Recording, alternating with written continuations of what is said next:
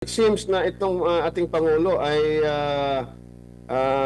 hindi grounded. No? Ilang beses na nating sinasabi ito, hindi lang dito sa programa ninyo, na he's not in touch with reality. Maraming mga ganap nitong mga nakalipas na araw. Pag-usapan natin yan kasama ang isang political commentator nakabase diha sa probinsya sa Sugbo, si Bay Ibi Hugalbot. Bay Ibi, maayong gabi, Admar Vilando kasama si MJ Mandiar sa SMNA. Welcome uli. Mayong gabi, Admar o MJ, at magandang gabi rin sa lahat ng taga-subaybay ng inyong programa. Opo, dito lang ako sa isang leader. Ano bang masasabi niyo po sa isang leader na medyo under sa kanya yung isang government, tapos parang alam mo yung laban bawi na kasi nga meron ng pinag-aralan ito ng mabuti, pinagbigyan ang hiling ng mga tsoper. In fact, matagal na silang humihiling ng taas pamasahe. Tapos after nun, bigla na lang itinigil. Ito ba may nakikita kang parang plano lang ba ito na pampapogi? Bakit hindi ba ito nakonsultang presidente bago pa mag-decide ang kanyang gabinete? Unang-una, wala tayong ibang magiging or nakikitang rason dyan. Yung failure of government at failure of management. Kasi you are supposed to know what the right hand is doing and what the left hand is doing. And it seems na wala silang GC, no? Ayun na nga kay Senator Amy Marcos. Kasi itong hinihingi nilang dagdag pasada, if I'm not mistaken, Admar, matagal na to eh. Wala pa itong sigalot dyan sa Middle East. Hinihingi na ito ng ating mga kababayang driver at mga tsuper. No? So, ewan ko bakit nag-release na nga ng guidelines ata yung LTFRB, no? At hindi ata umabot ng half a day or isang buong araw. Lumabas na naman yung executive order ata yun na nagsususpindi doon sa taas pasahe. No? So, dito natin talaga makikita na hindi sila nag-uusap, no? At wala talagang klarong framework at in fact until now hindi natin naririnig na mayroon na talaga silang contingency plan or contingency framework patungkol doon sa nangyayari dyan sa Middle East. And in fact, until now, we did not see nor did we hear, hindi natin narinig o nakita na nag-convene ang presidente ng isang task force na dapat sana ay composed of major government departments na tutugon sa anumang issue na haharapin pa natin, because this is just the start of our economic hardship, Admar and MJ. At tila walang ano eh. They're like, again, headless chicken running around in circles. Opo.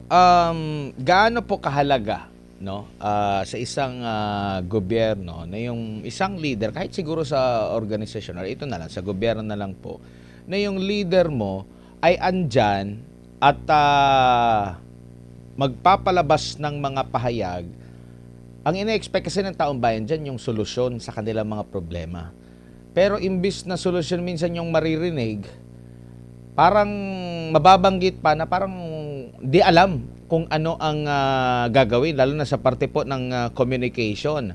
Mas maigi pa nga na wag na lang magsalita ng ganyan. Pero minsan nalalaman kung meron ba talagang alam ang isang leader dahil ang lumalabas sa kanyang bibig problema, wala kang nakikitang direktang solusyon doon sa problema at mapapakamot na lang sa ulo.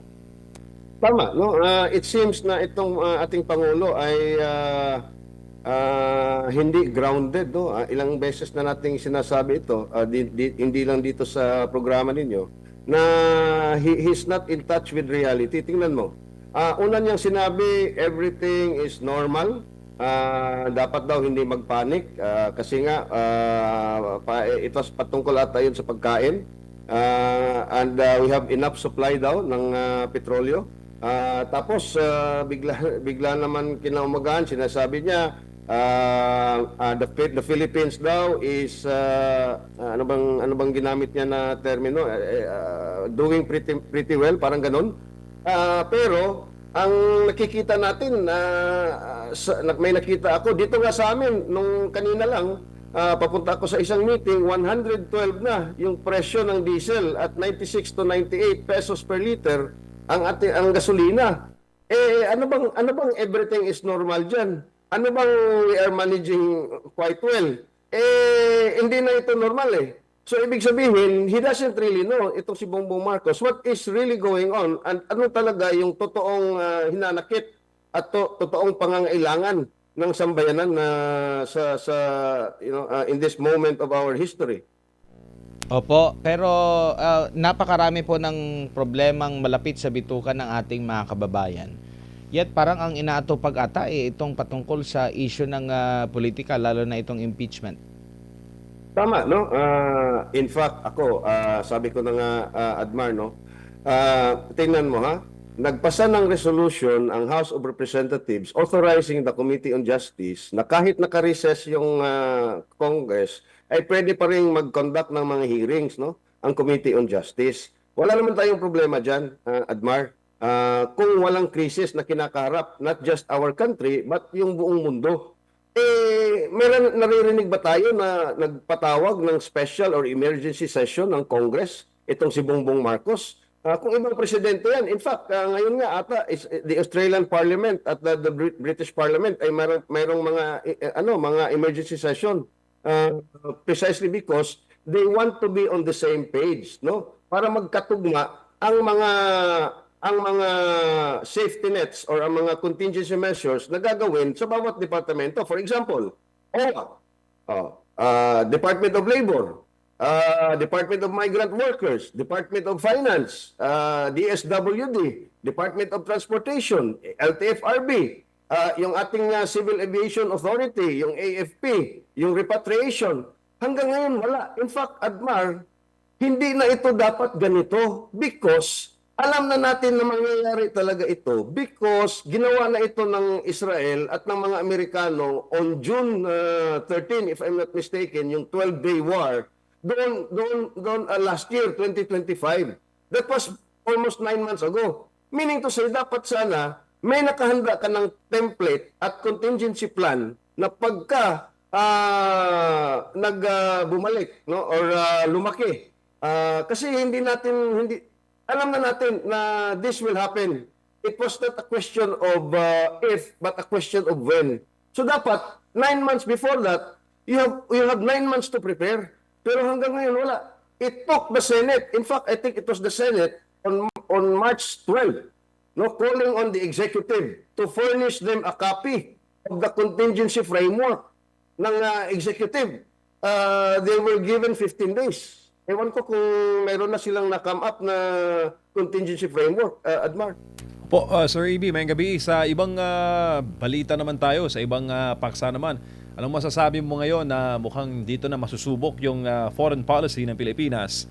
Dahil batid namin na bisag diha sa Sugbo, diha sa Atua sa Cebu, mahal na rin po ang presyo ng produktong petrolyo. Perting mahalag yun, by MJ. Perting kamahal.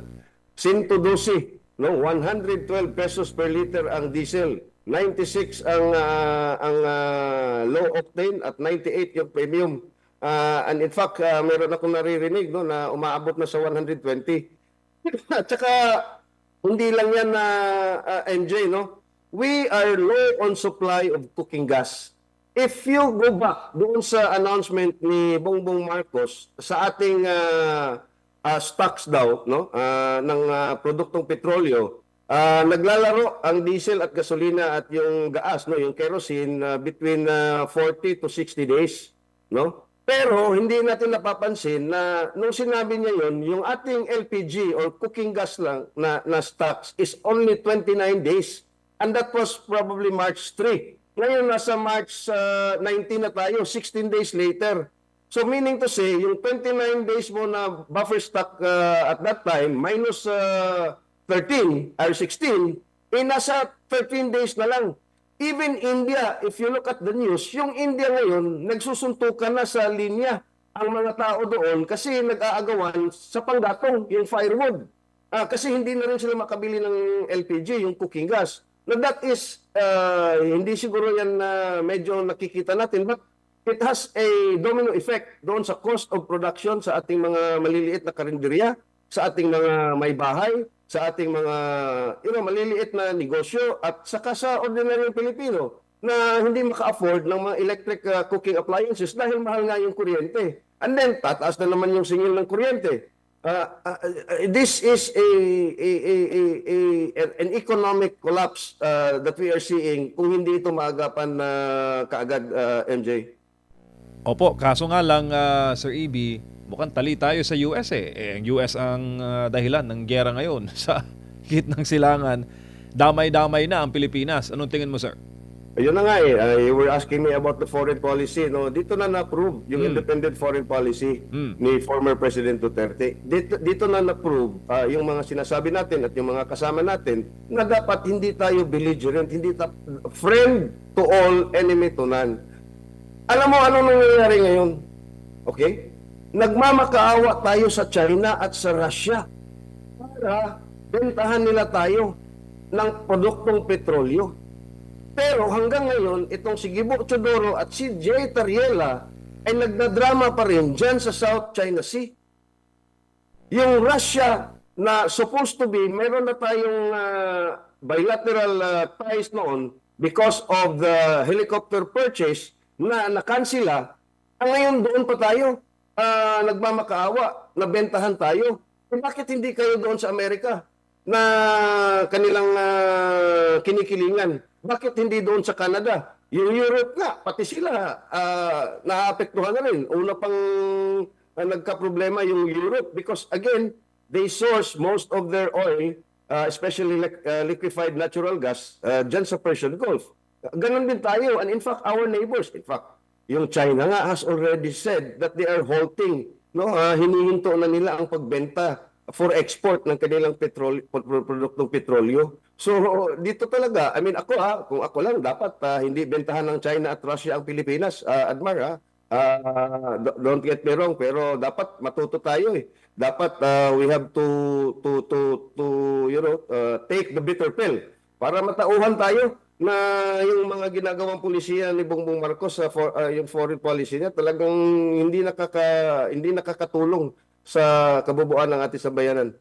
Opo, tsaka hindi naman nawawala yung claim natin sa mga disputed territories. Pero pag-uusapan kasi natin yung hierarchy ng mga priorities, wala po. Kahit sa survey nga, Sir EB, wala yung West Philippine Sea issue sa pangunahing concern ng masang Pilipino. Tama, no?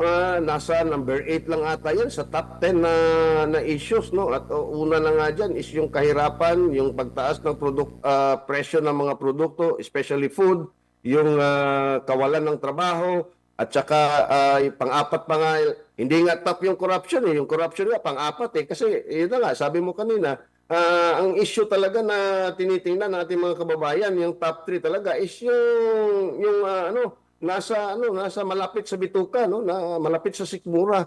And it seems na wala silang ginagawa ngayon at hindi natin nakikita na seryoso ang gobyernong ito na kahit man lang konti ay maibsan yung dinaranas ngayon na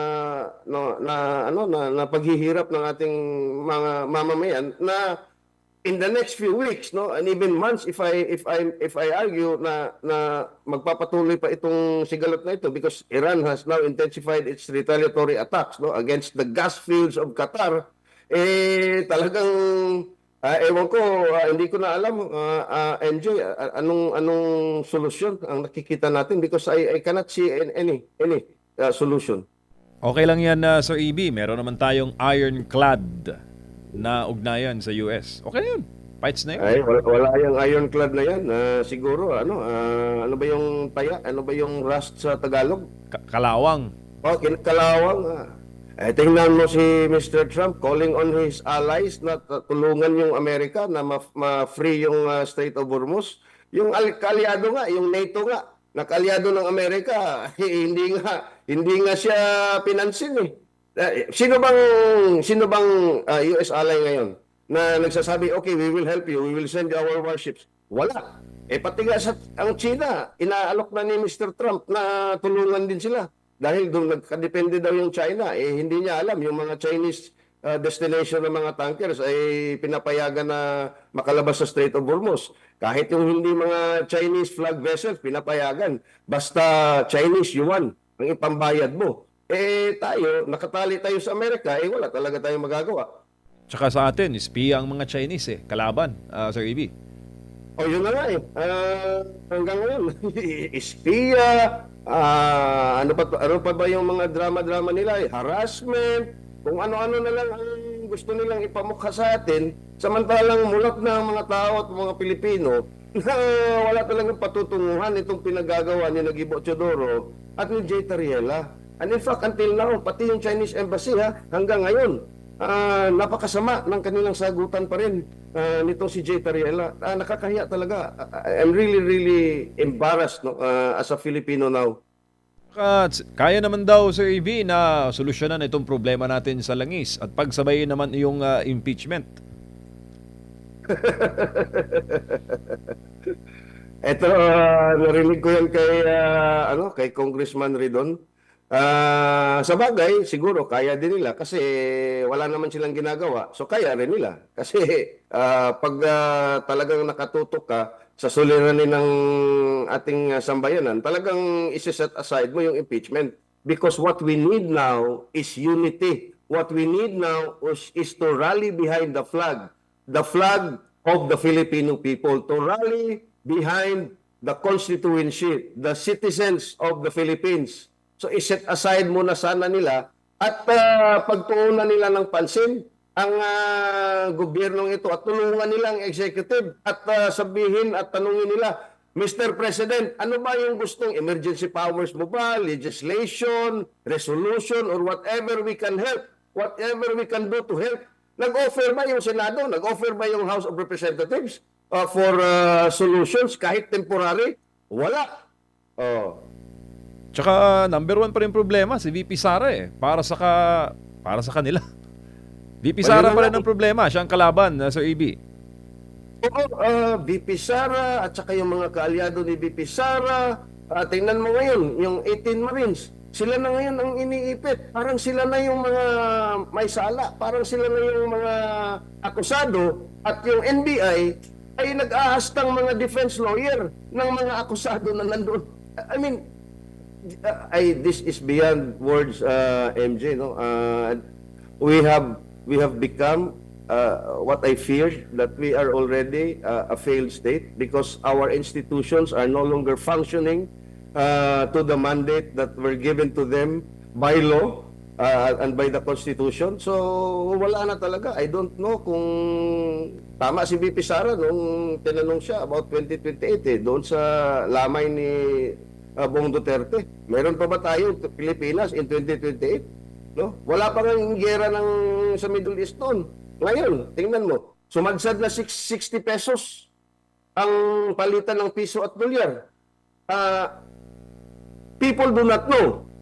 Almost 40% of fertilizers are produced in the Persian Gulf because fertilizers, nitrates, and phosphate-based fertilizers are byproducts of the petrochemical refining industry, especially nitrogen-based fertilizers. Maghuhunyo na, magtatanim na ang ating mga magsasaka. Tapos hindi sila sigurado na meron silang abono, meron silang fertilizer in the middle of the harvest season. So paano ngayon yan? Magtatanim pa ba sila and risking na wala silang magagamit na fertilizer? Diba? Opo, So, crisis, ang susunod nito will be food crisis. balikan ko lang, Sir EB, no, sa Iran-US Israel conflict. Sinong panalo dito? Kasi marami nagsasabi, China daw ang number one na nakikinabang sa gulong ito dahil naipapakita o nauubos raw yung war armaments ng Amerika.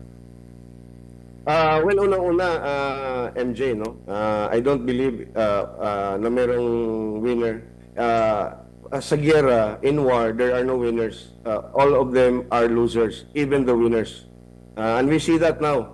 America is suffering, Israel is suffering, Iran is suffering, so nobody's winning. Pero kung titingnan mo geopolitically, ang big winner dito, hindi China. Ang big winner dito is Russia. Do you know that Russia now is earning just by the increase of the price of petroleum sa world market. Russia is now enjoying about 150 to 200 million dollars a day na dagdag kita dahil sa paglobo ng presyo. Pangalawa, temporarily, yung sanction ng US against Russian oil have been lifted. So meaning to say, Russia now can sell to anyone at the price they want them to sell. Kasi it is now a supplier's market because, law of supply and demand. Pag kulang yung supply, yung supplier ang nagdidikta magkano ang presyohan nila.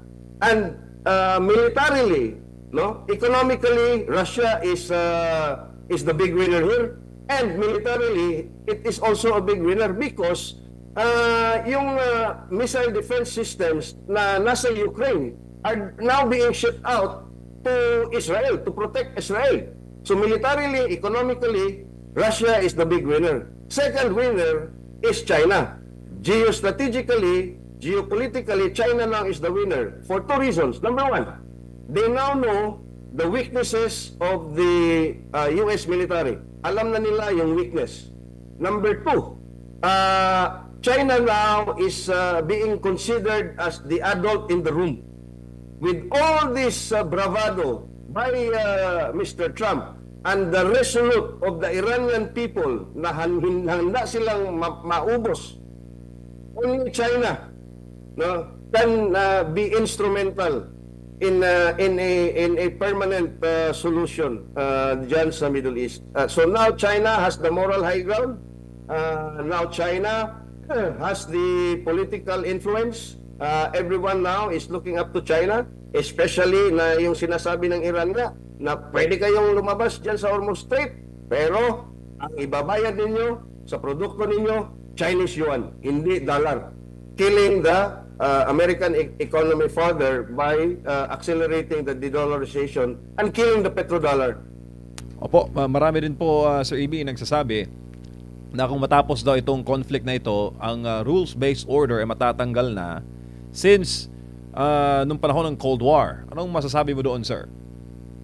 Actually, yes, yung rules-based international order na laging ginagamit nitong mga American boys dito sa Pilipinas, yung rules-based international order naman, Admar at MJ, nakikita naman natin na applicable only to everyone except America, because yung rules-based international order is America makes the rules and the rest of the world should follow its order.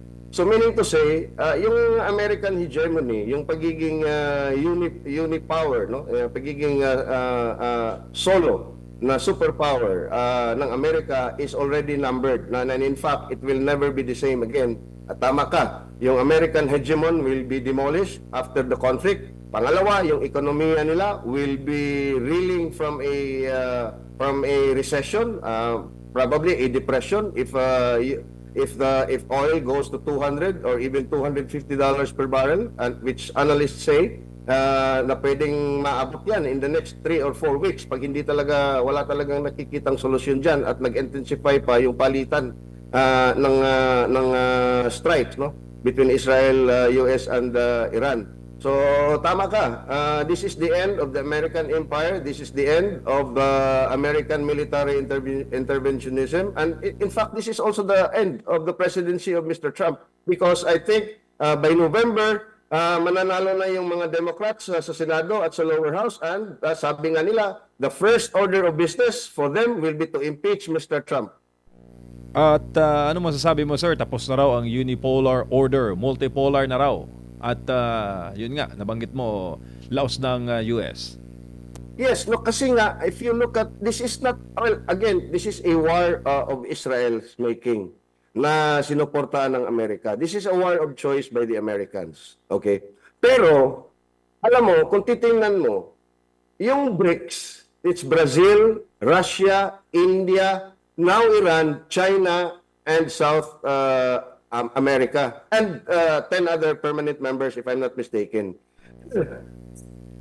Ito din ay gusto nilang tibagin ang multipolar world, no, yung two great powers din na Russia and America, at yung mga middle powers, no, na India at saka Iran, at saka yung lesser powers, no, na sumama diyan sa BRICS, no. This is their attempt, no, na kasi nga China imports about 50% of their oil requirements doon sa Persian Gulf, no. China has about $300 billion of investments, no, sa lahat ng klaseng mga proyekto diyan sa GCC countries. China has made excellent bilateral relations with the Gulf countries, and in fact China was instrumental doon sa pagdialog ng magkatunggali talaga ng two branches of Islam, yung Sunni of the Saudi Arabians at yung Shia of the Iranians. No, it was the Chinese who brokered yung re-establishment of or the warming of relations between Saudi Arabia and Iran.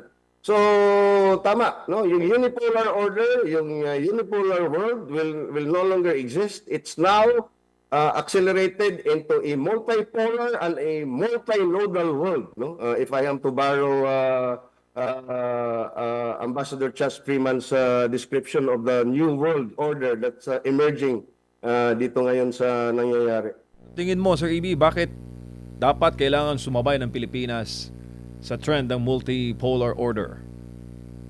Alam mo, MJ, matagal na tayong dapat sumabay, no, na talagang magiging decolonize na talaga yung mindset ng ating mga kababayan, lalo-lalo na yung ating nasa liderato. Inumpisahan yan ni former President Duterte, nag 180 degrees na turnaround itong si Bongbong Marcos. Now Filipinos realize that Asia is the future, Central Asia is the future, the Global South is the future. And in fact, now you see Europe is crumbling. NATO is crumbling. NATO will either be dismantled or will be weakened into just a paper alliance. No? Until now, we can even see na wala silang nagawa dun sa Ukraine against Russia. Pinagtulungan na nila yung Russia, but Russia is still winning.